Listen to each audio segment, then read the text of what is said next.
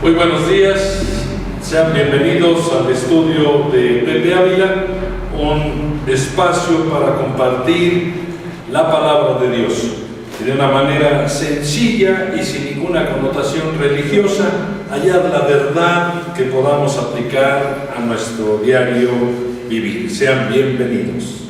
Un saludo para todos ustedes. Esa es la introducción para el internet, para los de YouTube. Así que nos visita mi amigo Paco Patiño también, su esposa. Qué gusto verles, aquí estamos a sus órdenes. Y bueno, pues ¿quién más me visita? No, todos estamos bien. Bárbara también nos visita. Hola, Bárbara. ¿No te quieres venir para acá adelante? ¿No? ¿Por qué? ¿Le pegaste o qué? No. ¿La ahorcaste en la noche? Despacito. ¿Tú no fuiste? Bien, Bárbara. Bueno, hoy vamos a hablar de esta cuestión de la oración. Que Jesús habló de eso, y nosotros como seres humanos tenemos esa tendencia a hacer todo religioso, ¿no? No sé por qué tenemos esa tendencia a ser religiosos, y nada más que muchas de las cosas que hacemos o que pensamos luego no tienen un sustento verdadero, o no tienen no tienen en qué apoyarse. A veces son más nuestros sentimientos o también la manera en que nos enseñaron a través de los años, o como hemos aprendido en la vida. Pero por eso vamos a considerar a Jesús hablándonos de este tema de la oración, y con eso pues entonces también hacer las correcciones que son necesarias en nuestra vida para que podamos verdaderamente ejercer esta parte de la oración en nuestras vidas de una manera práctica y como Jesús pues lo quería, ¿no? Así que ahora estamos en Mateo 6, 5 al 15. Ese es lo que vamos a considerar.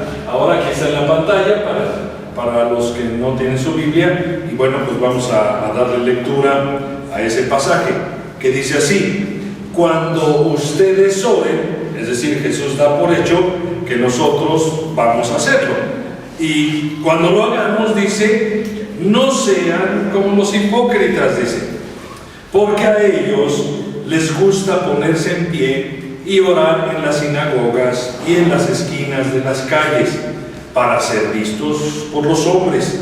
En verdad les digo que ya han recibido su recompensa. Pero tú, ¿quién? Yo. A ver, ¿quién? Yo. Cuando ores, entra en tu aposento, y cuando hayas cerrado la puerta, ora a tu Padre que está en secreto, y tu Padre que ve en lo secreto te recompensará.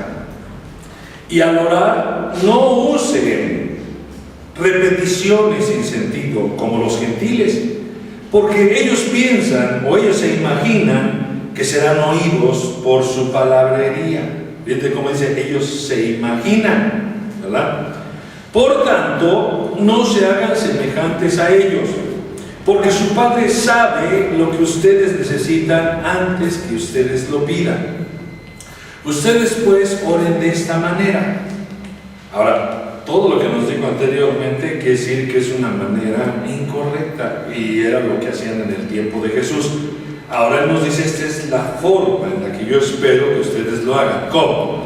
Padre nuestro que estás en los cielos, santificado sea tu nombre, venga tu reino, hágase tu voluntad, así en la tierra como en el cielo.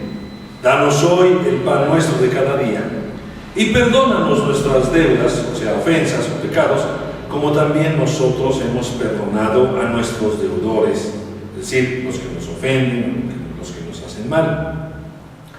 Y no nos metas, que deberían de decir mejor, no nos dejes caer en tentación, sino líbranos del mal, que ahí también debería ser del maligno, porque tuyo es el reino y el poder y la gloria para siempre. Amén.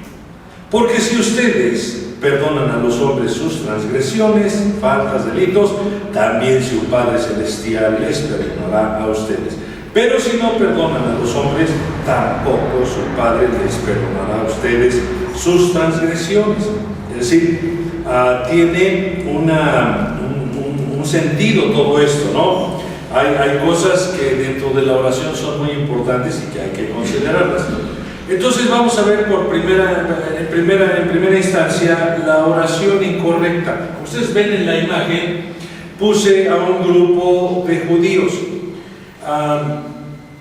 Dentro de las culturas antiguas, quizás ellos eran los que tenían un sistema, vamos a decirlo así, vamos a decir que la aportación de ellos a la humanidad, por decirlo de alguna manera, sería la cuestión de la religión, de buscar a Dios, de caminar con Dios, ¿verdad? No quiere decir que las demás naciones no tuvieran, pero muchas naciones tenían muchas cosas muy raras. Por ejemplo, quemaban a sus hijos en honor a sus dioses, hacían barbaridades, mataban personas, es decir, vertían sangre humana, es decir, tenían una forma distinta, vamos a decir. Ellos, muchas de las culturas, su concepto de religión era aplacar a Dios o a los dioses, como fuera el caso, ¿verdad? ¿Y cómo los tenía que aplacar? Pues ofreciéndoles sacrificios, ¿verdad? Así era más o menos el común denominador en todas las culturas de ese tiempo. Así que está Moloch, por ejemplo, que se le ofrecían, las familias ofrecían a sus hijos, a ese dios Moloch, un dios que era importante en ese entonces para otras naciones. Y los judíos tenían un dios sin tener imágenes, sin tener representaciones de nada, y tenían una disposición de estar orando, de estar buscándole, de estar haciendo, pues tratando de hacer lo que Dios les había pedido. Sin embargo, con el correr del tiempo empezaron a crear ellos, a imaginarse, como leímos, cómo sería lo mejor. Y entonces llegaron a hacer cosas que ahorita las vamos a explicar, pero que ya se desviaron pues de lo que realmente Dios esperaba que fuera, ¿verdad? Es decir, que Dios esperaba una comunicación personal e íntima con cada individuo. Mientras que ellos, aquí por ejemplo lo estamos viendo en el muro de los lamentos, es decir, en un lugar específico, ahí tenían que ir para orar ahí. Y si no era ahí, entonces no tenía tanto valor la oración, vamos a decirlo. Ya es un error, ya es algo que ellos imaginaron. Por eso puse esa imagen. Sin embargo, la humanidad le debe a ellos, a los judíos, tratar al Dios invisible y santo de una manera más respetuosa, aunque con el tiempo fueron desviándose a otras cosas. Ese es el peligro que corremos todos los seres humanos. Convertir la oración como una fórmula, ¿verdad? Es una fórmula, y eso ya no es correcto. Es decir, los judíos hasta el día de hoy recitan el Shema, que esta parte del Shema viene de ahí, de Deuteronomio, que aquí lo están leyendo, Deuteronomio 6, 4 y 5, que dice: escucha, oh Israel, al Señor. El Señor, es nuestro Dios, el Señor uno es. Amarás al Señor tu Dios con todo tu corazón, con toda tu alma y con toda tu fuerza. Entonces, a esto es a lo que ellos le llaman el Shema.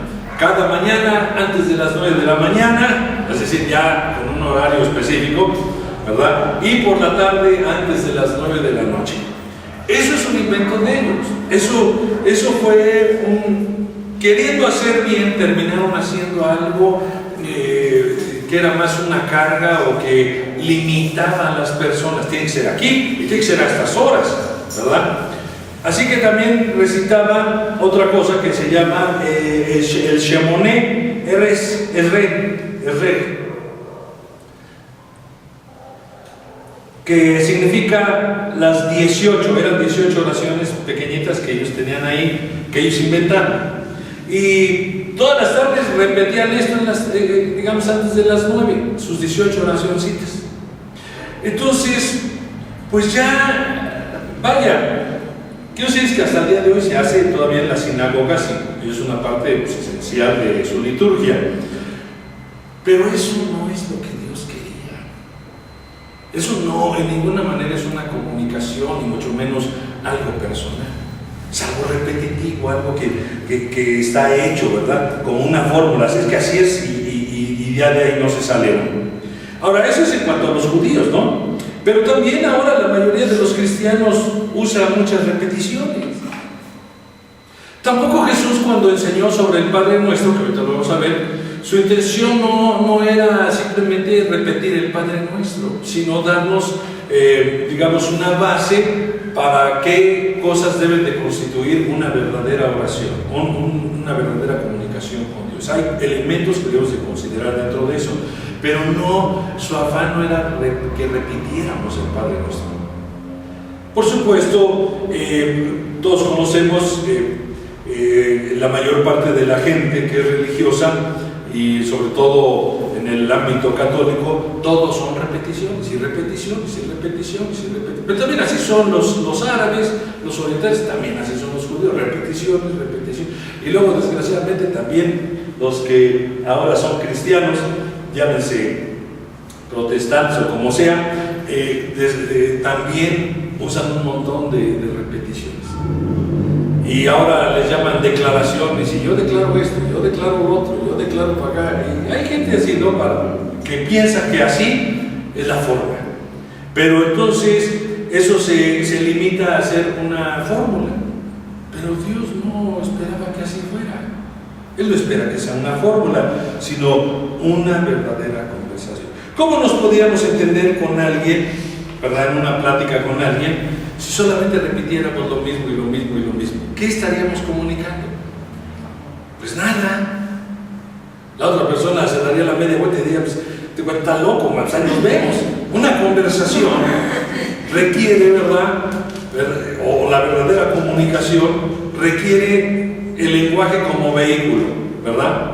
Pero tiene uno que ser un receptor y al mismo tiempo también convertirse en un emisor, y el otro también tiene que ser un receptor y también ser un emisor. Es decir, el lenguaje es el vehículo de la comunicación, pero ambos tienen que ponerse en esos dos. Eso es lo que hace una conversación agradable, que puedes platicar y dices unas cosas, la otra persona dice otras, así te puedes pasar horas en una comunicación, ¿verdad? Eso es lo que Dios esperaba, no una repetición constante de frases y frases y frases que ya no significan nada, y que no dicen nada y no comunican nada, ya en realidad. Así que por ahí va la cosa. Ahora están las oraciones específicas. ¿Y por qué les puse así? Porque los judíos tenían oraciones para antes y después de comer. Tenían oraciones en relación con el fuego, en relación con la luz, en relación con los rayos, en relación con la luna nueva, ¿verdad? Y un montón de cosas.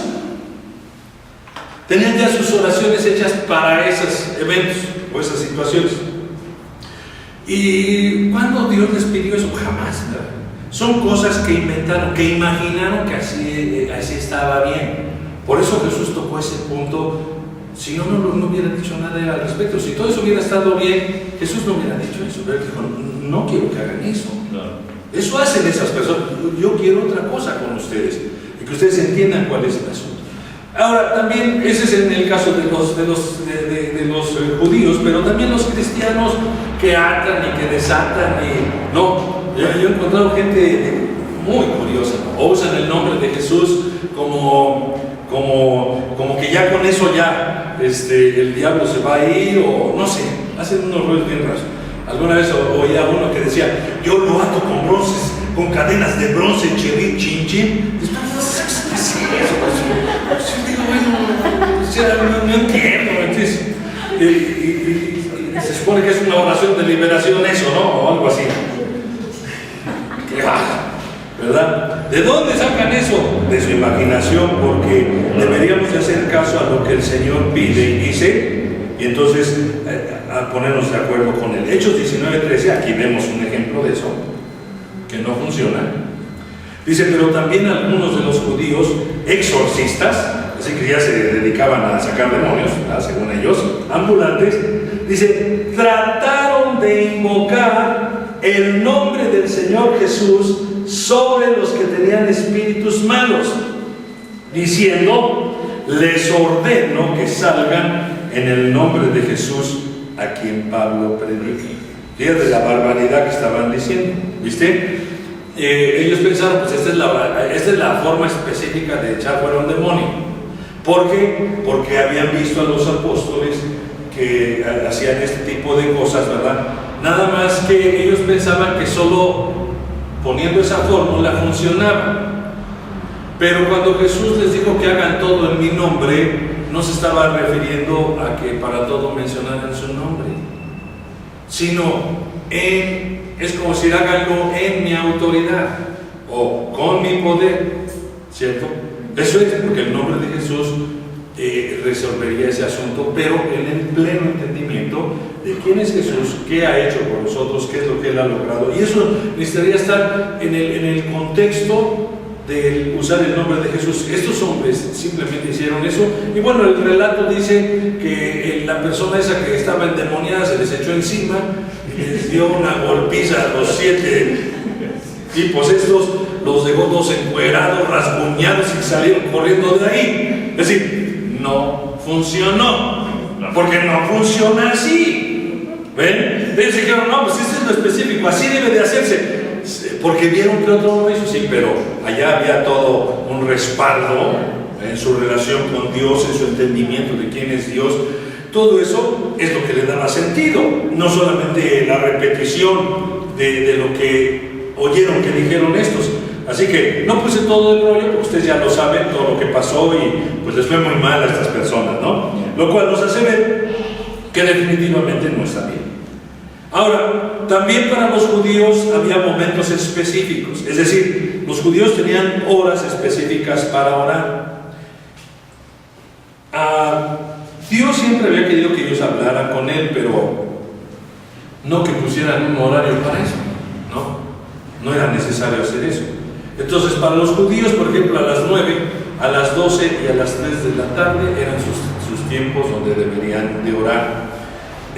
Todavía hasta el día de hoy vemos a los orientales, a los árabes y todo eso, cuando tocan en la mezquita a ciertas horas, la gente tiene que dejar sus cosas para orientarse hacia ese lugar y entonces orar, ¿no? O sea, también tienen la misma influencia.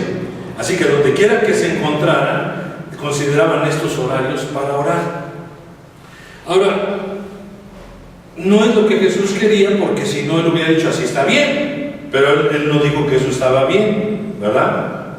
Y nosotros tenemos que entender esa parte para que podamos verdaderamente tener una oración apropiada. También los cristianos tienen ahora pues sus veladas de oración, ¿no?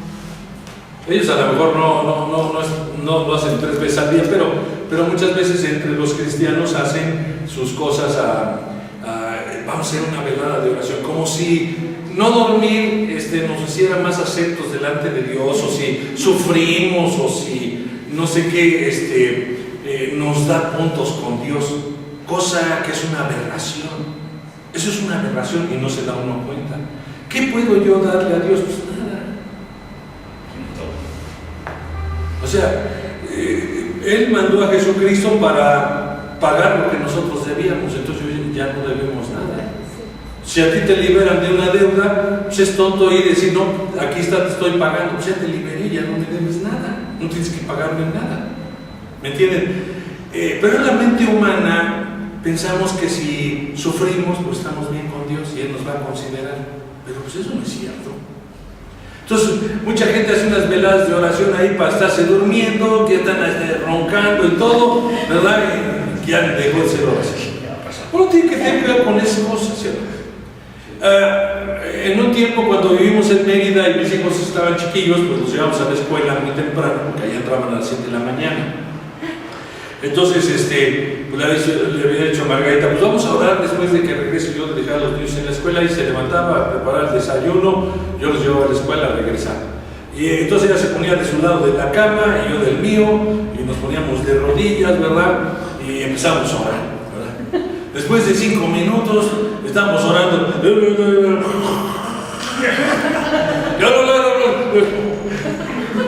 Así hacía Margarita y yo, a internet. es esa? Le dije, ¿sabes qué? Estamos absolutamente fuera de orden. Mejor vamos a dormir, ya nos vemos. Porque no tenía sentido, ¿me entiendes? Entonces uno tiene que hacer algo realmente práctico y verdadero y no cosas que verdaderamente ni funcionan y que nosotros pensamos, no, pues así, Dios nos está viendo porque es tempranito y Él nos va a oír a la hora que sea. No porque sea tempranito, no.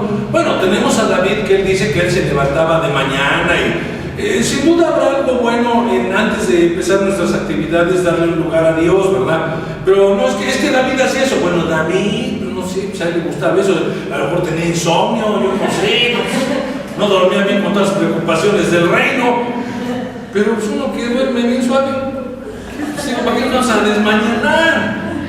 Dios está ahí a la hora que sea, ¿o no? Sí. Pues es una realidad, porque si Dios nada más está a las 6 de la mañana, pues estamos fritos, mano, todos. ¿Por qué se va a levantar a las 6 de la mañana? Bueno, el rey David y algún otro loco que ande por allí, ¿verdad? Pero Jesús no puso esas cargas sobre las personas. Esa es una cosa de que yo creo que porque hago eso soy muy bueno. Y no es cierto, no estamos ganando nada, no estamos perdiendo nuestro tiempo. Entonces, por lo tanto, es una cosa que hay que considerar, porque estas acciones que a veces hacemos, sean veladas o sean tiempos que verdaderamente se vuelven bien aburridos, y luego la gente se queja, ¿por qué no viene la gente a orar? Pues porque todos lo hacen bien aburrido. Y entonces la gente dice, oye, pues yo me voy a dormir ahí, entonces ya ni van. Entonces, porque se convierten en actos que están huecos realmente, que no tienen un verdadero contenido. Y Dios no espera eso de nuestras vidas, Él espera algo más práctico, ¿verdad? Que en nuestro diario vivir nosotros hablemos con Él a través de todo el día, ¿verdad? O sea, no espera que vayamos y tengamos nuestro horario, no, es que ya van a dar las 12 horas, no. O sea, a través de todo el día, durante todo el día, podemos platicar con Él, podemos charlar con Él y podemos también buscar que Él nos diga algo en su palabra. Pues es otra cosa, ¿no? Mateo 6:5 dice, cuando ustedes oren, no sean como los hipócritas. ¿Ya saben qué hipócrita? ¿Qué quiere decir hipócrita? Pues quiere decir actor, ¿no? Porque los hipócritas de antes eran actores que representaban un papel que no eran ellos. Ahora cuando sos hipócrita pues es algo feo, ¿verdad? Algo despectivo. Pero la verdadera palabra quería decir actuar. Un hipócrita era un actor. Pues sí, pero lo que hace en el escenario no tiene nada que ver con su vida. Absolutamente nada más representa un papel. ¿Qué está diciendo Jesús? Cuando ustedes oren, no se trata de representar papelitos aquí. Tienen que ser ustedes. No representar algo, ser algo delante de mí. ¿Ven la diferencia? No sean como los hipócritas. ¿Qué hacen estos hipócritas? Dice, porque a ellos les gusta ponerse en pie y orar en las sinagogas y en las esquinas de las calles. O sea, ya está desde ahí ponerse en pie. Es que para orar todos tenemos que ponernos en pie. ¿Por qué? ¿Cómo que por qué? Así oramos mejor, o nos sale mejor la voz, o qué. No tiene sentido. Pero esa actitud de ponerme en pie, ¿para qué? Para que me vean. Para que me vean los demás, que yo sí soy bien espiritual, ¿verdad? ¿No? Esa era la idea. Por eso lo hacían. ¿Y dónde lo hacían? Pues en público, donde hubiera quórum, ¿no? Donde hubiera gente que los viera orar. ¿Y dónde más? En las esquinas de las calles, donde están los cruces importantes, ¿verdad? ¿Para qué dice? Jesús mismo dijo, lo hacen. ¿Por qué hacen eso esas personas? Para ser vistos por los hombres. O sea, lo que están buscando es dejar una impresión en las personas, no en Dios. No están buscando comunicar con Dios, están buscando dejar una impresión en las personas. Y por eso Jesús dijo, les digo, en verdad, que ellos ya han recibido su recompensa. ¿Por qué? Porque una vez que la gente los vio, esa es su recompensa. Eso es lo que querían, pues eso es lo que obtuvieron, nada más. Pero comunicación con Dios, ceros. Amistad con Dios, ceros. Lo hacían para que otros los vieran. En cuanto una sola persona los viera, esa era su recompensa y hasta ahí nada más. Entonces Jesús dijo, ya tienen su recompensa, punto. Pero yo no quiero que ustedes sean así. No es así como ustedes deben de orar, ¿verdad? Así que cuando vamos entendiendo así mejor, pues ya nosotros decimos, bueno, tengo que hacer algunos cambios, pues yo supongo que sí, debemos de hacerlos. Ahora, están las oraciones repetitivas también como tales. Muchas personas son repetitivas para lograr, no sé, me parece que lo que buscan es como autosugestionarse, ¿no? Sí, sí. No, ustedes ven, digamos, en el budismo o los mantras o esas cosas, son cosas repetitivas que hechos durante cierto tiempo pueden crear una autosugestión y un éxtasis en las personas. Yo tenía creo que tengo una revista del Time o de la National Geographic, creo, y hay unos hindúes que precisamente estaban hablando de qué hacían esos cuates, y se ponían a hacer cosas repetitivas de tal manera que entraban en un éxtasis y entonces ya hasta se caían ahí, quedaban como desmayados. Y la foto que tenían era un cuate que estaba en una como crisis, ¿no? Ahí, con todos los mocos aquí escurriéndoles de la nariz. Entonces, oye, espérate, ¿cómo pueden pensar que eso es agradable a Dios? Yo nomás me pregunto, ¿cómo creen? Pero la gente no cree que eso es agradable. Ves la foto y dices, oh, pues está espantoso eso. Ni a mí me gusta. Dios, ¿qué le va a gustar eso? Va a decir, suénese los mocos, chamaco. Pues no. Y así es en muchos lugares, ¿verdad? Los mantras esos que hay que estar por horas ahí. ¿Cómo pueden imaginarse que Dios quiere que eso sea? Les estoy diciendo porque son la forma en que los seres humanos piensan que agradan a Dios y no tienen nada que ver con lo que Jesús dijo. Son cosas que suceden hoy en día. Y aquí en nuestro país invitamos a todos, ¿no? Entonces, no se trata de eso, ¿verdad? Y bueno, eso no es de ahorita. Por ejemplo, los profetas de Baal, si ustedes se acuerdan cuando Elías confrontó a los profetas de Baal, dice que ellos se pasaron medio día repitiendo solo una frase a su dios Baal, que nunca apareció, dicho sea de paso. Nunca apareció. Nunca. Pero ellos se pasaron medio día tratando de convencer a su dios a que hiciera algo. Y Elías nomás los veía, ¿verdad? Y ¿qué hacen estos? Y luego, como un poco sarcástico, Elías les dijo, pues, grítenle más fuerte, a lo mejor está dormido su dios. Grítenle más fuerte, porque a lo mejor está en la siesta. Y tú ves la diferencia con Elías. Elías solo hizo una oración muy sencilla. Y cayó el fuego del cielo que dice, prendió. Y además les dijo, échenle un montón de agua. Aquellos no pudieron prender el sacrificio jamás, ¿verdad? Elías también dijo, échenle agua así que rebose de agua todo. Es una sola oración muy pequeñita, no repetitiva, una pequeñita oración. Y Dios envió fuego del cielo que dice, consumió el agua y consumió el sacrificio. Y obviamente los profetas de Baal quedaron apantallados y dijeron, ¡ay, caray! Esa es la diferencia, ¿no? Eso lo pueden encontrar en el primer libro de Reyes, capítulo 18, verso 26.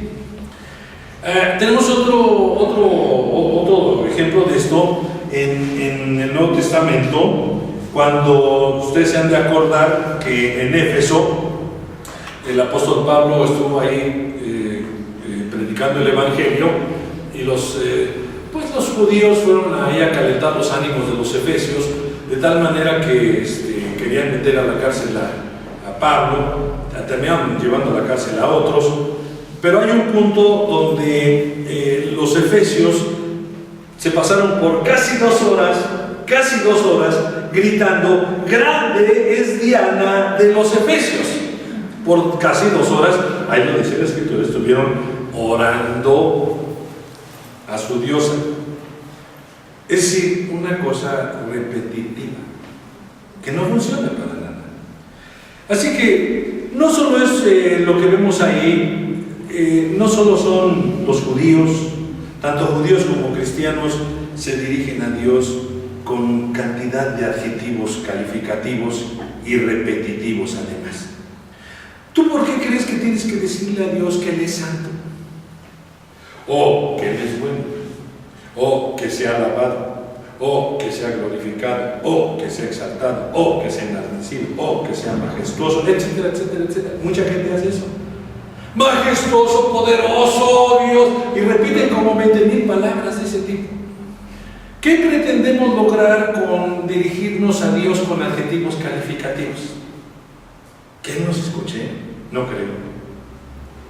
Si esto hubiera estado bien, se le hubiera dicho, síganle, invéntense unos nuevos, ¿verdad? Para que tengan más en su haber. Pero Jesús dijo, así no es. Como dice Mateo 6:7, y ahora, ¿qué? No usen ustedes repeticiones sin sentido. Como los gentiles, dice, porque ellos se imaginan que serán oídos, ¿por qué? Por su palabra. Por su palabra. ¿Sabes? Hoy día mucha gente sigue pensando así, que mientras más adjetivos calificativos le diga a Dios, Dios le va a escuchar mejor. No es cierto. No es cierto. No funciona. O sea, no tienes que estar perdiendo el tiempo con eso. Y Jesús lo señaló, porque lo consideró importante que sus discípulos no siguieran con esas prácticas. Ellos eran judíos, ellos traían ese rollo. Todavía cuando el Señor se fue, ellos todavía iban al templo a las horas de la oración, hasta que los corrieron creo de ahí, ¿verdad? Y ya mejor dejaron de ir, se empezaron a reunir en las casas, pero todavía les pesaba lo que ellos habían aprendido, aunque ya Jesús les había enseñado. ¿Dónde se manifestó el Señor en sus vidas? En esos 120 que dejó, porque estaban no en el templo, sino estaban en la casa de alguien, en un cuartito que habían dispuesto para eso, y ahí estaban estos 120, haciendo lo que Jesús les dijo: quiero que se queden juntos hasta que venga la promesa que oyeron del Padre, ¿no? Y entonces se mantuvieron, por lo menos obedecieron eso, y estando juntos, orando. No era el templo, era en una casa, ¿verdad?, de alguno de los amigos. Ahí Dios les visitó con su Espíritu Santo y tuvieron una experiencia maravillosa. Pero estaban haciendo lo que les habían mandado hacer, ¿verdad? No con estos rollos. Así que aquí dice, no vamos a ser oídos por cantidad de palabras dichas, por repeticiones vanas, ¿verdad? Las repeticiones no tienen nada que ver con la oración. Es algo que no funciona, no sirve, y por lo tanto debemos de sacarlo de nuestras vidas. Jesús dijo que todas esas formas anteriores eran maneras incorrectas de orar, porque la oración debe ser algo entre cada persona y Dios. Es algo personal. Es decir, al meterse en su cuarto no les estaba dando un lugar específico de siempre tiene que ser en su cuarto. Lo que quiere decir es, la cuestión de la oración es privada. Es tú y Dios, nada más. Tú y Dios, nada más. Ese es el énfasis que Jesús puso.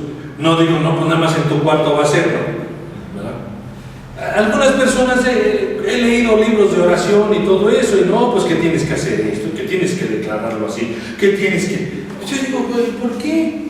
Yo veo a los profetas y Dios hablaba con ellos de manera sencilla, ellos andaban ahí caminando y de repente Dios le hablaba a Elías. Y ellos, tú ves cómo se dirigen a Dios y en cualquier momento podían platicar con Dios y hablaban con Dios. Ve cómo oraban los profetas.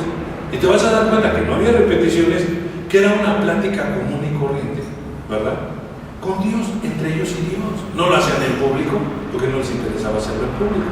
Era una cuestión entre Dios y ellos, para pedir indicaciones, para pedir revelación de Dios, en fin. Y Dios hablaba con ellos y ellos hablaban con Dios. Así que meterse a su cuarto no es un lugar específico como el que vimos, sino una acción privada entre Dios y cada hombre. Eso es lo que debemos de hacer. Pero, ¿y qué tal si yo no tengo cuarto privado en mi casa? Hay gente que no, ¿o no? ¿A dónde voy a meter? Pues no sé, el baño puede ser una posibilidad, la azotea puede ser otra, no sé. O me siento en la banca de un jardín, de un parque, y ahí puedo orar a Dios, ¿o no? ¿O será que no? Es decir, si yo no tengo cuarto especial para orar, cualquier lugar es un lugar especial para orar. En la calle puedo orar, en mi coche puedo orar, caminando puedo orar. Bueno, y a lo mejor las personas dicen, está medio local, ese que va hablando solo, ¿verdad? Pero ellos no saben que voy hablando con Dios, no voy hablando solo, voy hablando con Dios, ¿no? Ahorita con los teléfonos todos hablan solos. ya no hay tanto problema. Sí es cierto, ¿no? Todo el mundo anda ahí hablando solos. Bueno, no están hablando solos. Pues así es, ¿verdad? Así que ya no va a ser tan problemático eso. Pero ese es el punto. Es privado entre Dios y cada uno de nosotros. Una persona que estaba al cargo de una congregación, cuando él tratando de enseñar a sus hijos a orar, yo también enseñé a los míos a orar desde chiquitos. Y este hombre tratando de enseñar a su hijo, estaban a la hora de la comida y antes de comer, pues tenían que dar cada quien poder dirigir unas palabras a Dios, que era el momento en que se juntaban como familia. Lo cual me parece bueno, ¿verdad? Porque es cuando estaban juntos, cuando coincidían los horarios. Entonces, bueno, el hijo ora y empieza a hacer una oración que al padre no le gusta, porque el niño estaba haciendo cosas que el padre estaba mal haciendo, ¿no? Entonces el niño estaba diciéndole a Dios que esto y que el otro, y aquí y allá, y el padre lo interrumpe. Oye, espérame, ¿por qué estás orando así? Pues porque estoy orando a Dios. ¿Pero por qué estás orando así? Bueno, yo no estoy hablando contigo, estoy hablando con Dios. Le dijo el niño de 10 años, no, que yo no estoy hablando contigo, estoy hablando con Dios, y que aquí se vale todo. Ya el padre ya lo estaba censurando, que no digas eso porque me estás haciendo quedar mal. No, si mal ya habías quedado desde cuándo. Pero, ¿verdad?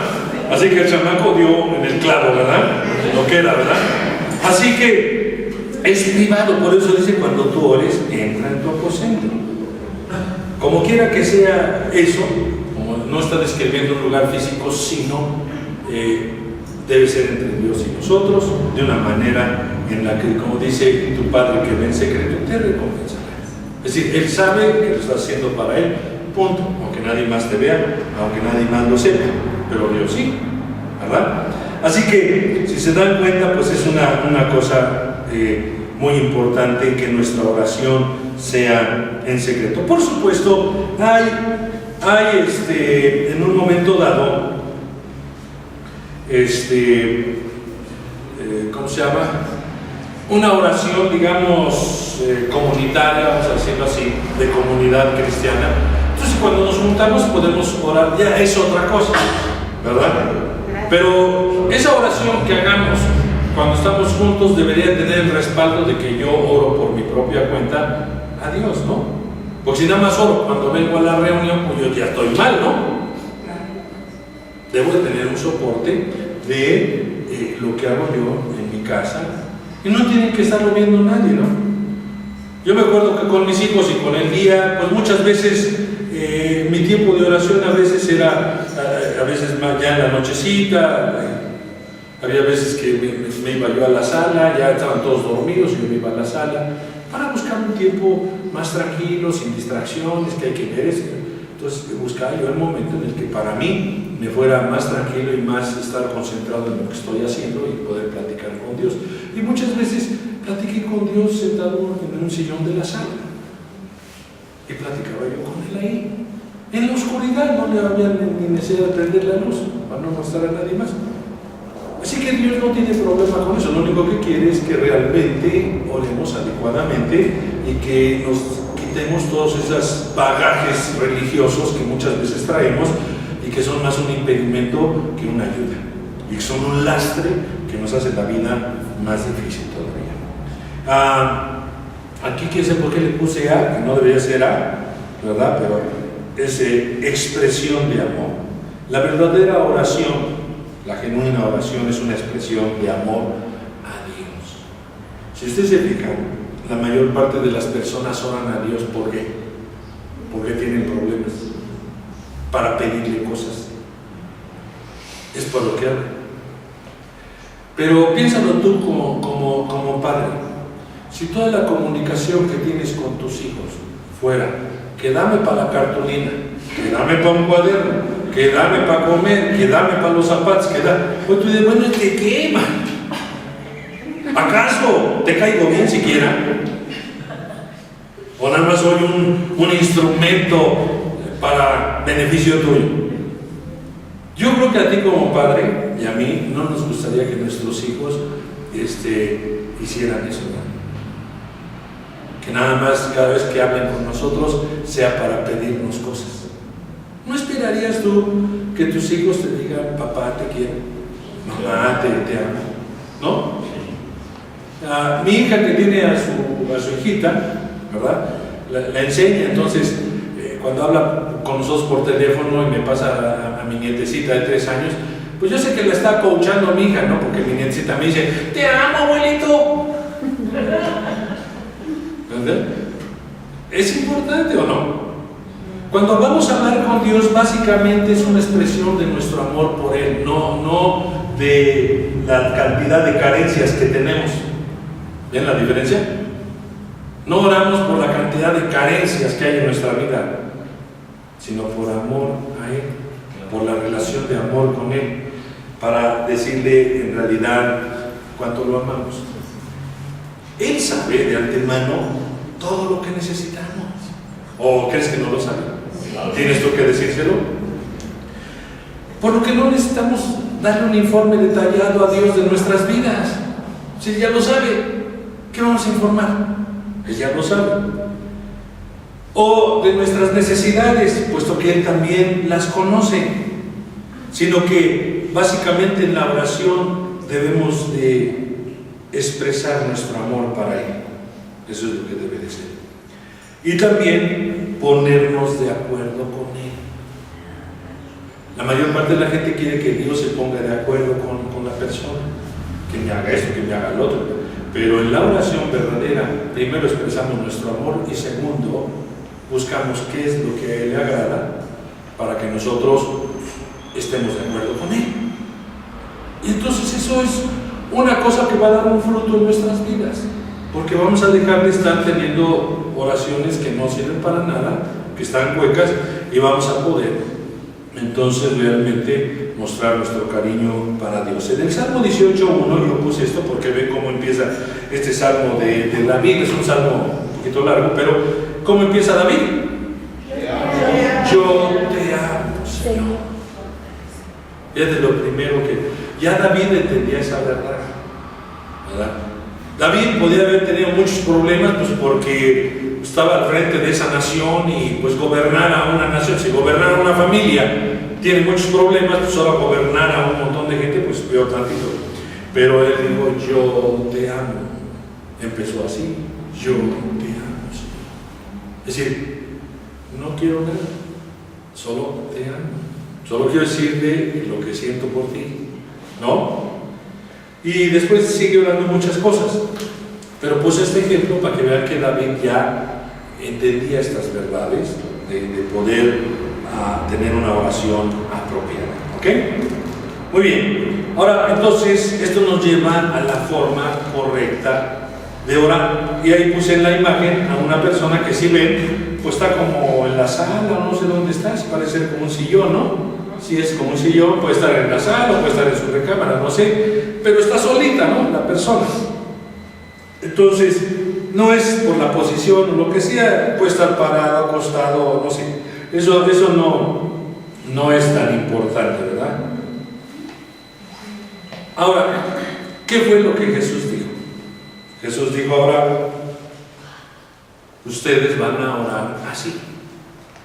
Ahora sí, así. Todo eso que vimos, así no. Ahora así. ¿Cómo? Padre nuestro. Debemos de entender esta verdad. Si ustedes se fijan en esta parte, en esta oración que nosotros le hemos llamado el Padre Nuestro, no aparecen las palabras yo, mí o mío. Pero si ustedes ven cómo la gente ora, para empezar dice, Padre mío, como diciendo, pues eres de mi exclusividad. No.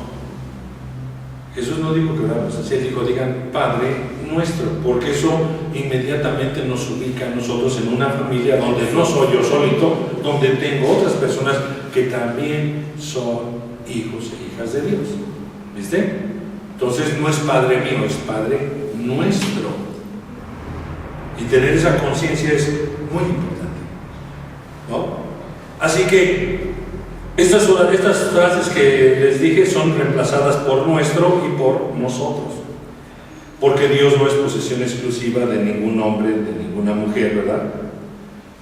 Así que el yo, en este caso, tiene que ver con el egoísmo, por eso debe de ser eliminado de nuestra vida. Y solo la paternidad de Dios provee la base para esta verdadera fraternidad, porque a veces las gentes no son fraternales en sus relaciones, porque no entienden que ese es el Padre de todos, tan Padre es mío como tuyo, ¿verdad? Nadie es aquí consentido de Dios. Algunos piensan que Dios es como un Padre humano, pero jamás Dios es como un Padre humano, nunca. Los padres humanos tienen muchos defectos. Los padres humanos tienen preferencias por los hijos, prefieren a unos sobre otros, porque ese está muy guapo, porque ese está muy bien, porque ese es listo, porque entonces tienen preferencias. Dios no hace ninguna preferencia.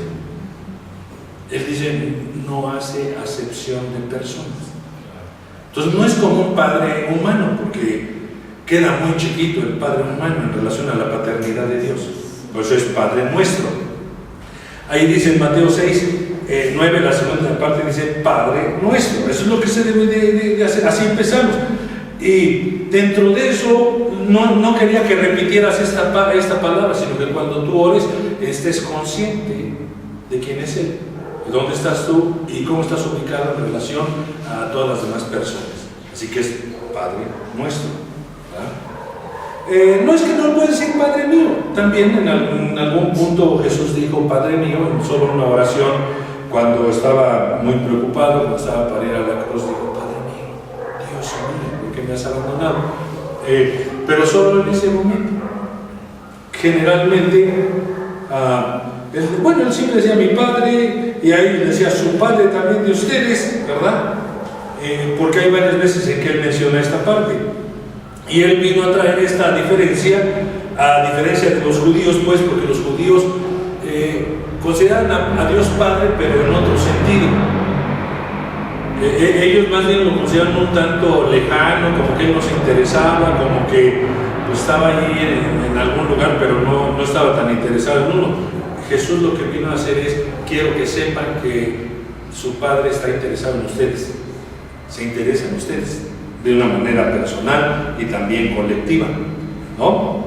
Así que entonces, la segunda cosa, que estás en los cielos. Esta frase viene igual, Padre Nuestro que estás en los cielos, pero yo la separé para poder decir. En el Evangelio de Marcos, que es el primer evangelio escrito y después son los demás, Marcos nos muestra a Jesús usando el nombre Padre para referirse a Dios en solo 6 ocasiones. Y cuando Él se refería o les decía a los discípulos algo en relación a Dios o algo que Dios hacía con ellos, ¿verdad? O que ellos tenían que hacer para Dios, Él se refería al Padre y les decía su Padre que está en los cielos. Es decir, vez tras vez dice esa parte, ¿no? En Mateo, esta frase la encontramos 10 veces. Dice diferentes cosas y les dice su Padre que está en los cielos. Siempre les da ese énfasis. Porque nosotros tenemos que entender que Él no es un ser humano convencional, no es un ser convencional como nosotros. Requiere de nuestra reverencia y de nuestro respeto, sí, porque no estamos en el mismo plan. Ya sé que todos quisiéramos pensar así, pero no es así. No es así. Ni aún en el cielo es así, quiero que lo entiendas. Porque ahí en el cielo, en las cosas que nosotros tenemos en la Biblia que nos hablan un poquito de lo que hay en el cielo, siempre vemos que resalta una cosa: al Dios único, y los demás siempre son reverentes a Él. Ahí están los ancianos que dicen, se quitan sus coronas y las arrojan a sus pies. Es reverencia. No dicen, ¿qué pasó, compadre? ¿Qué? No hablan así con Él, ¿entiendes? Porque no es correcto. Nosotros pensamos que es mi amigo. No, bueno, no es así. Jesús, cada vez que les dijo, su Padre está en los cielos. Tienen que entender la autoridad de Él, tienen que entender su ubicación. Esto nos habla entonces más de reverencia, lo que nos muestra que Dios debe de ser tratado con verdadera reverencia de parte de nosotros. No son igual a nosotros. ¿Cuánta gente lo usa de esclavo? ¿Verdad? ¿Qué hace esto? ¿Qué hace lo otro? ¿Qué es para allá? ¿Qué es para acá? Le dan órdenes a Él. Entonces la gente no tiene ni idea de lo que está haciendo con eso. Así que ser reverente o tratarlo de manera reverente no quiere decir que considero que está separado de mí, no, pero Él merece ese trato porque es superior a nosotros, en todos los sentidos. Él es el creador y nosotros somos la criatura.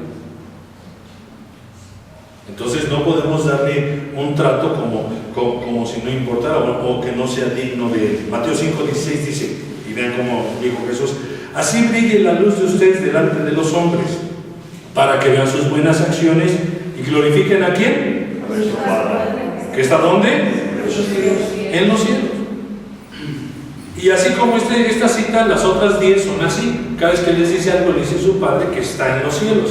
Entonces Él puso ese énfasis, no es cualquier cosa. Y cuando Él les enseñó cómo deberían de hacerlo, les volvió a decir, así debe de ser. Deben de ubicarse ustedes, dónde están ustedes y dónde está Dios. No, pero es que Él está en mi corazón. Sí, pero está en los cielos. ¿Entiendes? Está en los cielos. Es importante entender esas cositas. Ahora dice, santificado sea tu nombre, que es una frase que generalmente no se entiende, porque pues nadie sabe exactamente, bueno, ¿y qué quiere decir eso? ¿Cómo haríamos eso? ¿Qué cosa es santificado sea tu nombre? Bueno, primero, esta palabra es un verbo de un adjetivo hagios, santo, y eso quiere decir diferente o separado de lo demás, dando a entender que Dios está aparte de todo. ¿Me entiendes? Cuando Él nos pide a nosotros que seamos santos, no es como San Martín de Porres o quién sabe quién, Santa Úrsula, no está hablando de eso. Cuando la palabra santo quiere decir ser separado, ser diferente a lo que te rodea. Entonces, cuando Él dice que seamos santos, quiere decir, nos dice que nos separemos de lo que tiene que ver con el pecado y esas cosas, debemos estar separados de eso, ¿verdad? Y esta palabra hagios proviene de hagos, que quiere decir cosa terrible. Fíjate de dónde viene, cosa terrible. Es decir, en otras palabras, que debe ser reverenciado. Nosotros queremos tener una confiancita que no es. Podemos amar a Dios, pero debemos de reverenciarlo. Podemos saber que Él se preocupa de nosotros, pero debemos de darle la reverencia que merece Él. No es como cualquiera de nosotros. Así que hagos quiere decir cosa terrible. Y hagiazo, a su vez de ahí, que es santificado, quiere decir entonces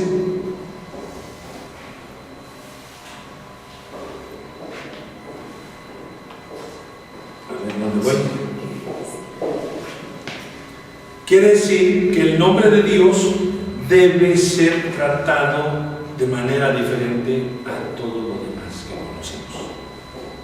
Con una posición única, es decir, no está en la misma posición de nadie, tiene una posición única en función de su naturaleza y carácter.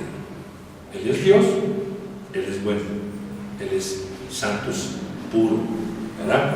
Es el único Dios.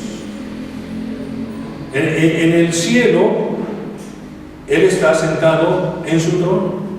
¿No dice así? Todos los demás no están sentados en su trono. Los ancianos están ahí alrededor, hay un montón de cosas, pero todos están en otro rollo. Él está sentado en su trono. Así que tiene una posición única. Él es el único Dios, no uno entre quién sabe cuántos dioses. Esa es una cosa que pues en cuanto a nosotros los seres humanos pues tenemos esa influencia, ¿verdad? Y un sincretismo religioso bárbaro, ¿verdad? Como ustedes ven, hay una mezcla de todo, ¿no? De todo tipo de dioses que la gente pues invoca y demás, ¿no?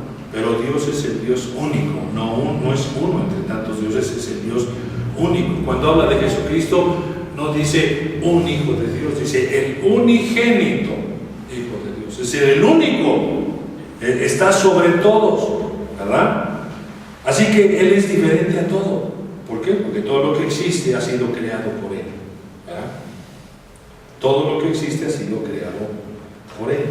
Ya sé que las personas no siempre creen en que las cosas hayan sido creadas por Dios, ¿no? Pero pues la Biblia, si ustedes se fijan, nunca tiene un énfasis de querer demostrar la existencia de Dios o la realidad de Dios, porque en la Biblia Dios es un axioma, simple y sencillamente, ¿verdad? Es decir, ¿qué es un axioma? Pues una verdad, como los axiomas de geometría, ¿no? Dos paralelas jamás se juntan. Es un axioma, es una verdad, jamás se van a juntar. No hay que demostrar más nada, nunca se van a juntar. Pues en la Biblia Dios es un axioma. No hay que demostrar su realidad ni su existencia. Por eso tú ves que empieza la Biblia: en el principio creó Dios. No dice en el principio por ahí se apareció Dios y luego no, ya de ahí Él crea, punto, se acabó, y da forma a las cosas y todo. Es como si haz de cuenta, imagínate que tú no conocieras un reloj, vamos a decir así, ¿no? Que no conoces un reloj, no que en la vida has visto un reloj. Y un día caminando por la calle, por donde vayas, y te encuentras un reloj. Y entonces, pues, tú ves el reloj y como no lo conoces, pues, tratas de entender de qué se trata, ¿verdad? Y tratas entonces pues lo abres y ves que tiene toda una maquinaria, tiene sus piedritas preciosas, una maquinaria que funciona y toda la cosa, y está dando vueltas solo. Y tú puedes tener dos opciones en ese punto, decir, mira qué interesante, todos esos engranajes se hicieron solos y por casualidad, ¿verdad?, se acomodaron de esa manera, y por casualidad empezaron a funcionar, y por casualidad marcan con exactitud el tiempo. Tú podrías pensar así, mucha gente piensa así en la realidad. O podrías pensar, si esto es una maquinaria y es un reloj, entonces debe haber un relojero. Alguien hizo el reloj. Estas son dos formas de verlo. Dios no se preocupa por tratar de obligarnos a entender las cosas así. Él dice, yo soy Dios, ¿quieres creerme o no? Es tu rollo tuyo, ¿verdad? Pero a nivel general, así es como se entienden las cosas. La mayor parte, eso es un reloj. El universo es como el reloj. Funciona perfectamente bien, está sincronizado. Giramos a una cierta inclinación, no gira un día de una manera y otro día de otra, gira siempre igual, está en una inclinación, un grado de inclinación en la Tierra para un lado o para el otro, o nos achicharra o nos congela. Aún así podemos ver el universo y decir, no, pues es que todo eso pues explotó y quién sabe qué, y todo el rollo que todos conocemos. Y decir, pues, por pura casualidad, así están todos los planetas bien coordinados y todo funciona a la perfección. O puedes decir, hay un creador de esas cosas, ¿verdad? Claro. En todo caso, no podemos santificar el nombre de Dios si primeramente no le reconocemos como Dios. O sea, la primera cosa para santificarlo es reconocer que verdaderamente es Dios. Entonces, si desde ahí no partimos, pues jamás vamos a santificar su nombre, porque no entendemos esa verdad. Levítico 10:3 dice, entonces Moisés dijo a Aarón, esto es lo que el Señor dijo, como santo seré tratado. por los que se acercan a mí. Eso es lo que dijo él de sí mismo. ¿Cómo quiere que lo trates? Como santo, no como cualquier persona. Quiere que lo trates como santo, porque él es santo.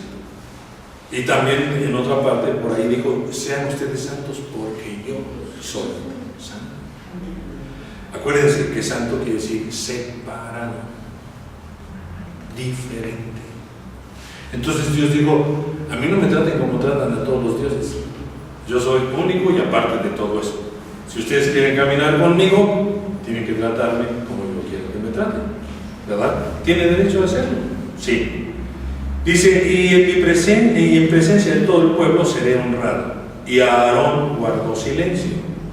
¿Por qué guardó silencio Aarón? Porque entendió que esta era una verdad. ¿De qué estaban hablando? De que sus dos hijitos de Aarón, que porque se apagó el fuego de ahí del tabernáculo, y se les hizo muy fácil, pues vamos a prenderlo. Pues, ¿qué se necesita? Pues una lumbre de ahí que agarramos de cualquier lugar, ¿no? No quisieron hacer algo malo, pero deberían de haber llamado a quien estaba encargado de eso, a quien Dios había puesto para hacer eso.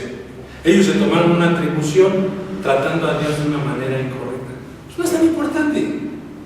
Pues nomás agarras un leño ahí encendido y le prendes acá y se acabó. Asunto resuelto. Bueno, sí, eso fue lo que hicieron.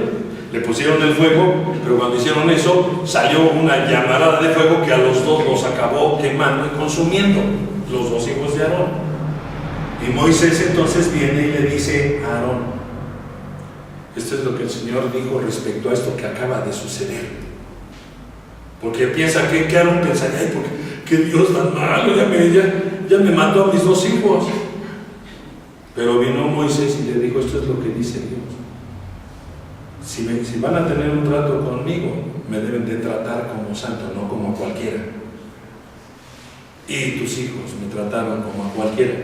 Y por eso ya están ahí achicharrados. Parece duro, es la verdad, está ahí. Y debemos de tener ese tacto de cómo vamos a nosotros tratar a Dios. Esa es santificación, de darle un trato adecuado. Como santo se le trata, como una persona diferente, como alguien único. Entonces, cuando vamos entendiendo estas cosas, ya nos cae el 20. Luego dice, venga tu reino, hágase tu voluntad. Es importante saber que el reino de Dios es central en el mensaje de Jesús. Estuvimos hablando las conferencias pasadas, varias parábolas que todas hablan del reino, porque Jesús trataba de explicar el reino a las personas. Y para Jesús, en su mensaje, lo central era el reino. Por ejemplo, Abraham, Isaac y Jacob y los profetas son súbditos de ese reino. Ustedes lo pueden leer eso en Lucas 13:28. Son súbditos de ese reino. Dice que muchos piensan que van a estar ahí, pero se van a dar cuenta que ahí va a estar Abraham, van a estar todos, y ellos no van a estar ahí. Refiriéndose a los judíos que pensaban que por ser descendientes de Abraham ya están del otro lado. También digo que el reino de Dios está entre nosotros o en nosotros. Lucas 17:21 también dice eso. Y también dice que el reino tiene una manifestación futura. De ahí que entonces cuando nosotros oramos a Dios, clamamos a Él y le pedimos que su reino finalmente se complete en esta tierra. Es decir, que venga la última parte de la instauración de su reino. Es decir, el reino ya estaba desde que estaba Abraham, está ahora con nosotros y tendrá un punto en la historia que es el día que Dios ha determinado por Él mismo para instaurar su reino, como dice en el libro de Apocalipsis, que serán quitados todos los reinos y Él instaurará su reino. Así que ese tiene que ver con el futuro y por eso nos pide que nosotros oremos y le digamos, venga tu reino. Pero no solamente en ese sentido, sino primeramente que venga a mi vida, que yo esté verdaderamente en ese reino y por supuesto que se haga su voluntad, porque de nada me sirve a mí hablar del reino si no tengo también la disposición de hacer la voluntad de Dios. Si yo quiero seguir haciendo lo que yo quiero, entonces no soy súbdito de ese reino, porque ahí no es de hacer lo que yo quiero, sino hacer lo que el rey quiere, ¿verdad? Ser un súbdito de ese reino. Así que esta manifestación del reino pues tiene que ver con la voluntad de Dios llevada a cabo en nuestro diario vivir. Cuando dice hágase tu voluntad, no es hágase tu voluntad en los demás, es hágase tu voluntad, empieza conmigo, ¿verdad? Así que Hebreos 12:28 dice, por lo cual, puesto que recibimos un reino que es inconmovible, ¿ahora qué? Demostremos, es decir, tengamos gratitud, mediante la cual ofrezcamos a Dios ¿qué? Un servicio aceptable, como con temor y reverencia. ¿Viste? Muchas personas dicen que sirven a Dios, pero en realidad se sirven a sí mismos, hacen lo que se les pega la gana, como ellos lo quieren hacer, y ya no es un servicio a Dios. Es como las muchachas que les ayudan en el aseo a ustedes en su casa. ¿Cuántas veces es un problema ese? Que cada persona tiene su propio orden, ¿no? Entonces tú quieres que tu casa esté así, asado, así, ¿no? Y viene la persona y hace lo que se le pega la gana, ¿no? Y tú le dices, no, quiero que la veas así, quiero que le talles acá, que le limpies acá, ¿sí o no? Ese es el cuento de nunca acabar, ¿sí o no? Sí. ¿Por qué? Porque acá quien quiere hacer lo que se le pega la gana, ¿viste? Y como somos así queremos ser con Dios. Queremos decir, sí, Señor, yo te acepto, yo todo, pero yo sigo haciendo lo que se me pega a mi gana. Yo quiero hacerlo como yo quiero. Y debemos entender que eso no sirve. Tiene que haber un servicio con temor y reverencia a Él. Lo estoy haciendo para ti, en verdad. ¿Y cómo debe ser hecho? Con temor y reverencia. ¿Pero por qué le vamos a tener temor a Dios? Porque es Dios. Una cosa terrible. Así es, no me verá hombre y vivirá. O sea, es terrible. Vamos a poderlo ver por la obra de Cristo en nosotros. Pero sin la obra de Cristo, créeme, es imposible. Es imposible. Así que, venga tu reino, hágase tu voluntad. Fíjate, es una parte de cómo debemos de orar. Debemos estar conscientes que ese reino debe de estar ejecutándose en nuestro diario vivir. Debemos entender que no hago lo que se me pega la gana, sino lo que Dios me pide que haga. Y debo de consultarle para todas las cosas, ¿verdad? Si no, vamos a hacer como estas ayudas, que no son ayudas porque hacen lo que se les pega la gana, y luego no quedan las cosas y encima les tienes que pagar, ¿verdad? Ahora, el pan nuestro, ¿viste? No es el pan mío, ¿sí o no? El pan nuestro. Porque cuando yo pido, no solamente pido por mis necesidades, es el pan nuestro, que todos seamos bendecidos, que todos caminemos con Dios, que todos tengamos lo necesario, estar consciente de que otros también tienen necesidad. No, que no mis necesidades son las más grandes del mundo, o las únicas. Mis necesidades son tan necesarias como las de otros. Entonces, es el pan nuestro, ¿verdad? La oración tiene que ver más con Dios, por supuesto. No tiene que ver con nosotros, tiene que ver con Él. Pero nos da un espacio para pedir por lo que necesitamos, para cada día. Para cada día.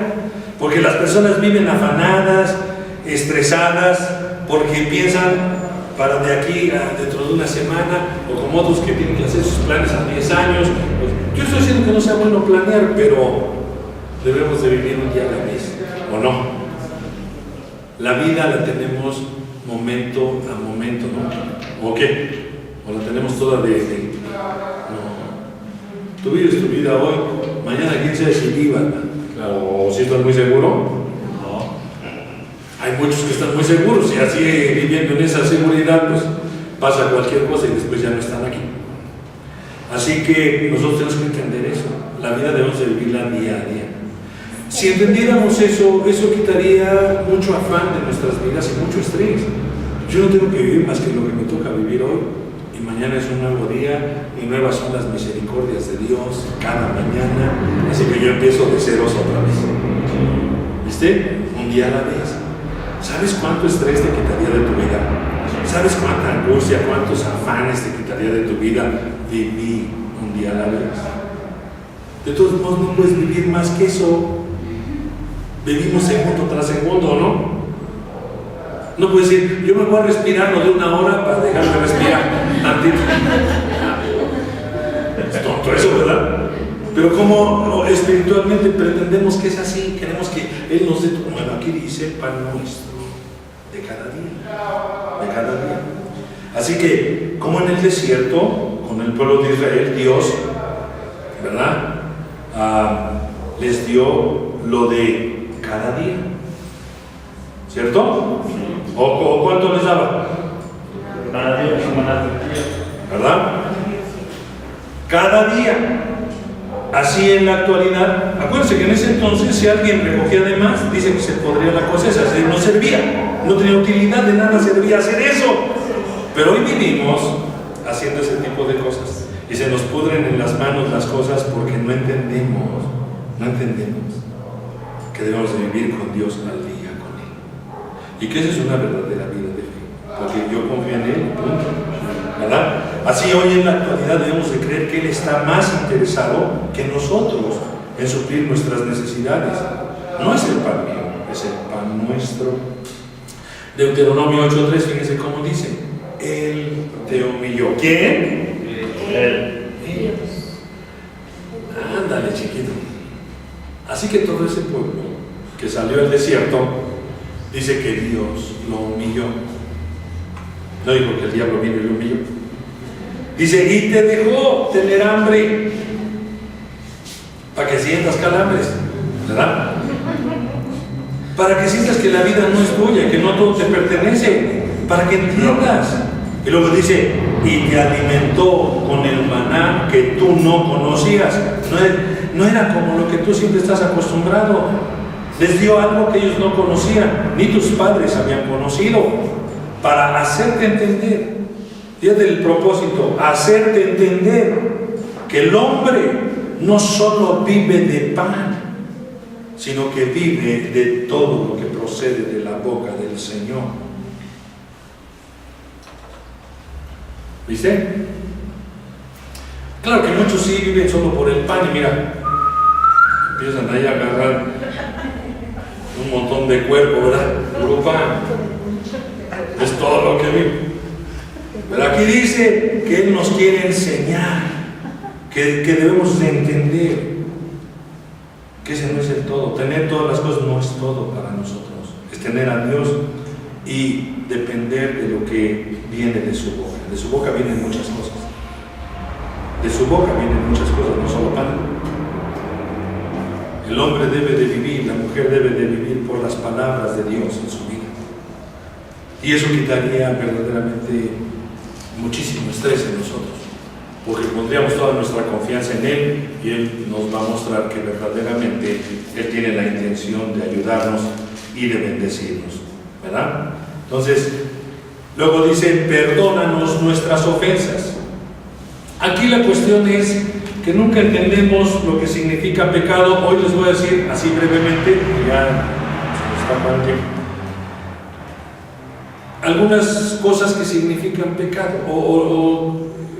Bueno, aquí dice nuestras ofensas, o en otro lado dice nuestras deudas. Pecado es jamartia, es la palabra que quiere decir errar el blanco. Es decir, ir en dirección contraria a Dios y su palabra. Es decir, yo agarro mi camino, eso es pecado. Llevo una dirección que no es la de Dios. Pecado también es parabasis. Parabasis. No se los apunté porque, no, pero después si quieres se los pongo. Que quiere decir cruzar del otro lado. Es decir, nos brincamos las cercas. Nos brincamos las cercas. ¿Por qué crees que Dios puso limitaciones? No hagas esto, no hagas lo otro, no hagas para allá. Son cercas, por tu protección. Dijo, no te mezcles con las personas de allá, con las cananitas, porque te van a causar problemas. Pues, como si les dijeran, ve y bríncatela, pues se brinca más nada. ¿Entiendes? ¿O no? Sansón sabía lo que tenía que hacer y se brincó la barda. Dijo, no, porque a mí me gustan más las filisteas. Tanto de que bonitas, se pintan bien bonitas. Mira cómo se hacen unos ojotos así por acá. Esas las acá están todas empanizadas. Prefiero las de allá. Las de allá pues mueven el ombligo, ¿verdad? Y aquí están todas tapadas. Yo prefiero las de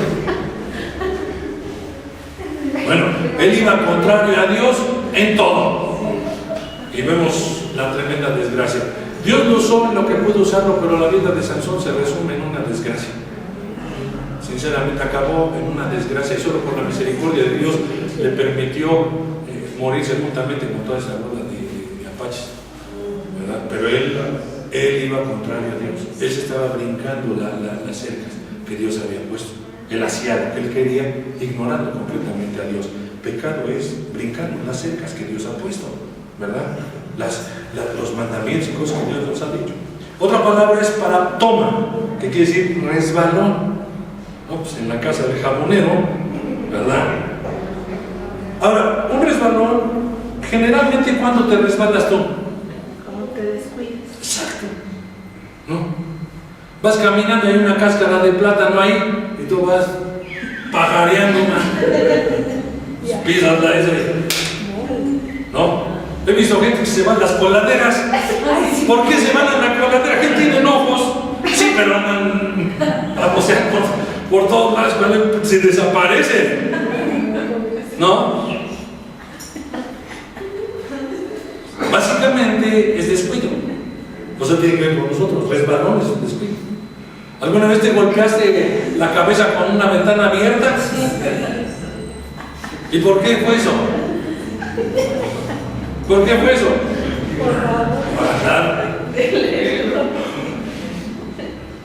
Yo iba caminando en una calle, en la banqueta, y vi una señora que tenía una panzota así, pero una panzota, no es que está embarazada, yo creo que tiene una enfermedad. Y me llamó la atención, ¿qué panzota tiene esa señora? En la otra acera. Y yo por baboso, ¿qué panzota tiene? Pues vamos así, contra el poste de cemento que estaba ahí. Oye, de baboso ahí, viéndole la panzota a la señora, ¿qué me importa su panzota? Ese es un resbalón. Pero todo eso tiene que ver con el descuido de nosotros. Es descuidar lo que Dios nos dice, nos enseña. Entonces, lo que va a suceder, nos resbalamos. Entonces, esas cosas son pecado.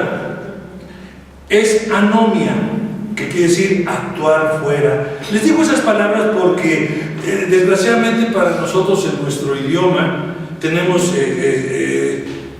una limitación en cuanto a las palabras, ¿no?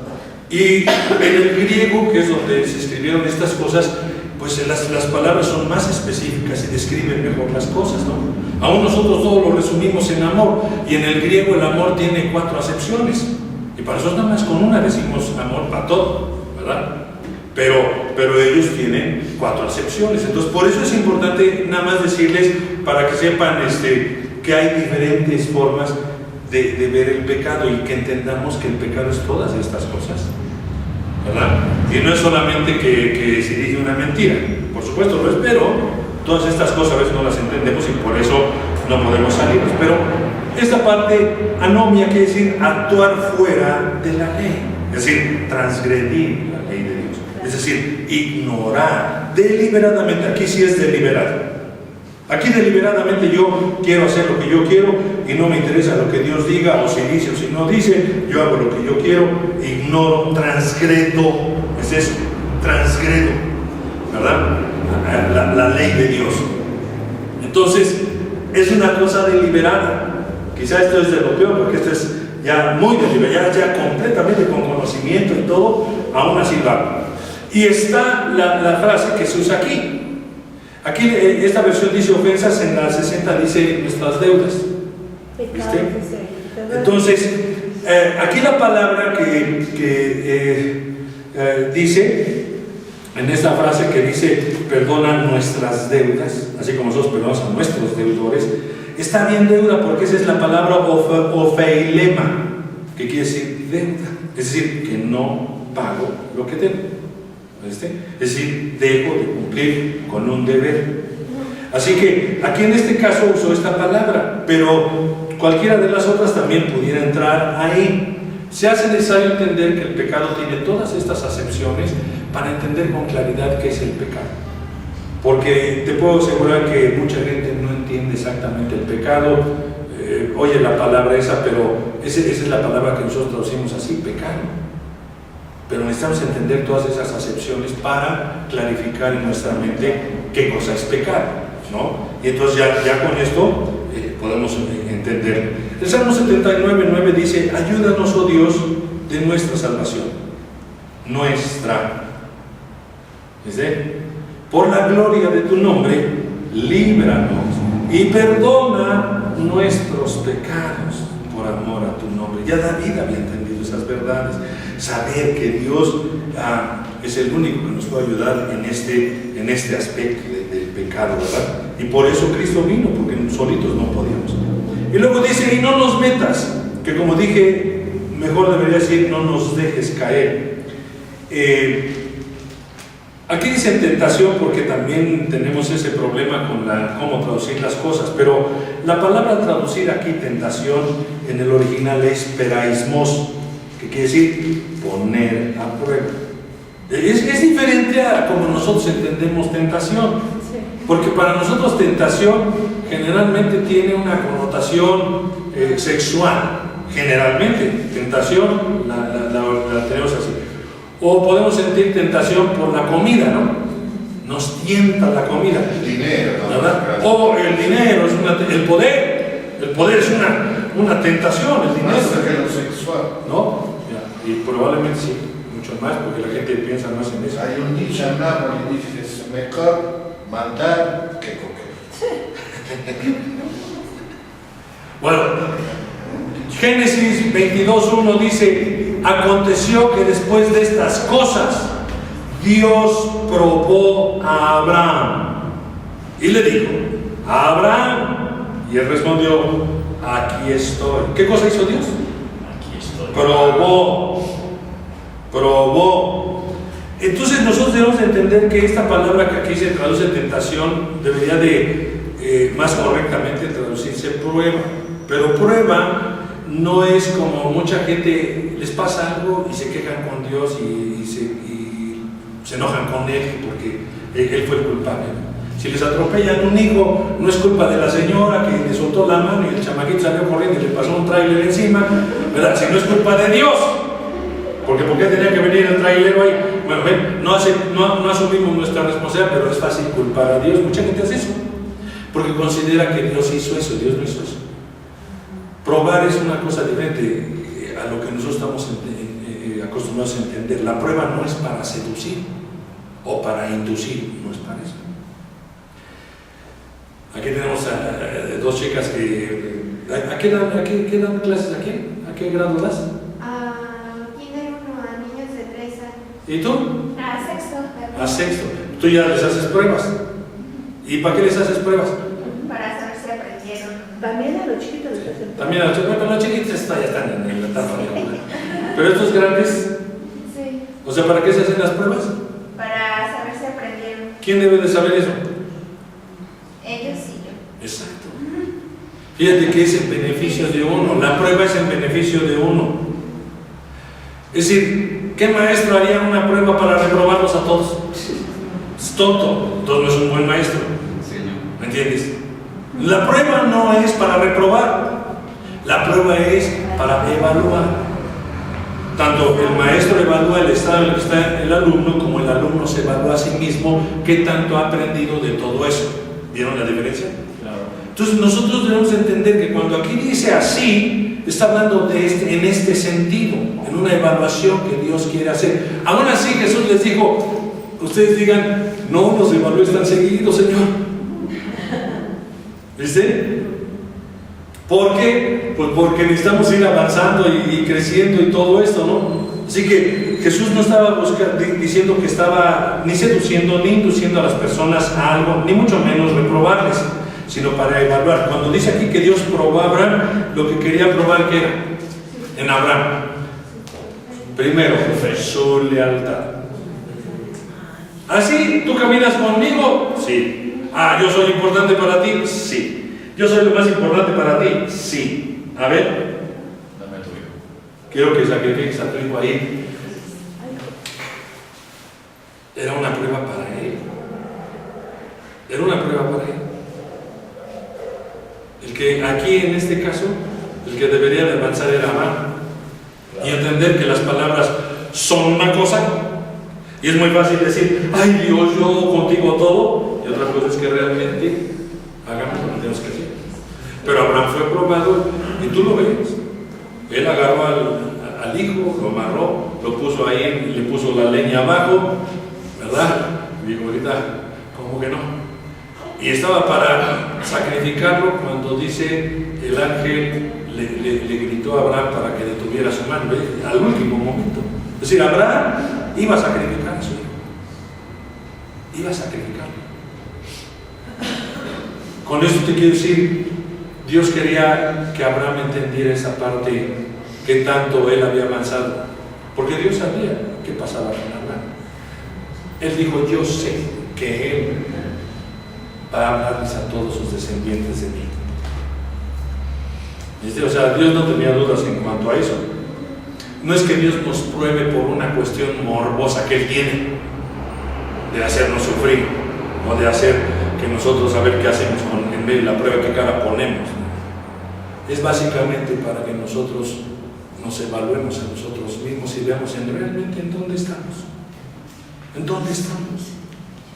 Para que cuando Él diga, José Luis, Roberto, Jorge, ¿qué digamos?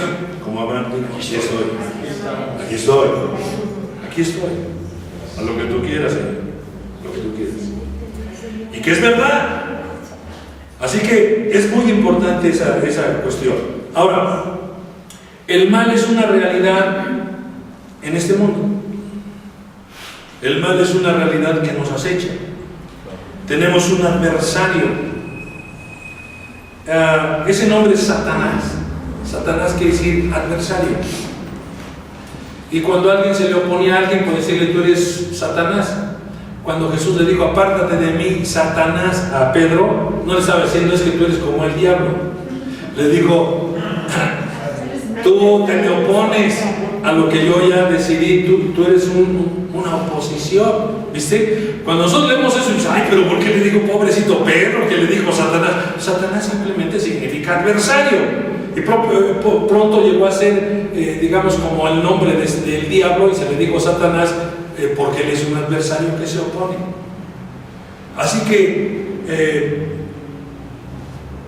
debemos de estar conscientes de que siempre tenemos una oposición, y por eso en nuestras oraciones rogamos a Dios, líbranos del maligno. Más que del mal, es del maligno. Líbranos. Ese es ponernos en las manos de Dios, vamos a decirlo así, con la conciencia de que solo Él nos puede ayudar. ¿Entiendes? Toma en cuenta que el diablo es un ser espiritual, sabe más que tú, entiende más que tú, y así si estuviéramos desprovistos y solitos, pues nos daría unas arrastradas, que Dios guarde la mano. Pero Dios no lo permite, ¿viste? Y por eso nosotros también decimos, Señor, líbranos del maligno. Hay mucho mal, mucha obra de Satanás en todo el mundo, muchísimo.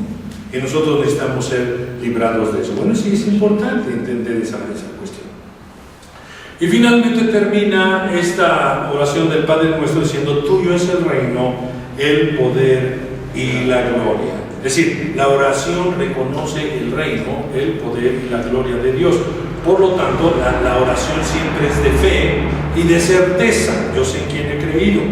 En cuanto a Dios, vivimos en el reino de Dios, vivimos en su poder y vivimos en su gloria. Nada es nuestro, todo es de Él. Nada es tuyo. No es cosa que tú haces, es cosa que todo lo ha hecho Él por nosotros. Así que la razón de que estemos aquí es porque Él se dio primero para nosotros. ¿Por qué amamos a Él? Porque Él nos amó primero, muriendo en nuestro lugar. Es una respuesta que siempre estamos dando a Él, pero en realidad Él ha hecho todo lo suficiente y lo necesario para eso.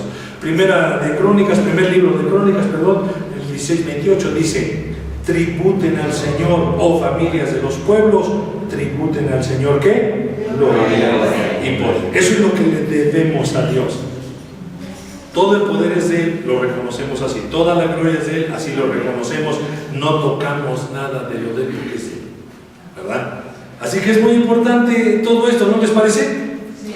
Así que con esto, pues hemos dado así muy rápidamente, porque esto tiene materia para mucho más, pero solo para tener una idea con respecto a lo que es la verdadera oración. Hay que meditarlo, hay que repasarlo para que saquemos todo lo que está ahí inmerso y lo pongamos en el terreno de la práctica de nuestras vidas. Bueno, pues es todo por esta vez. Hasta la próxima.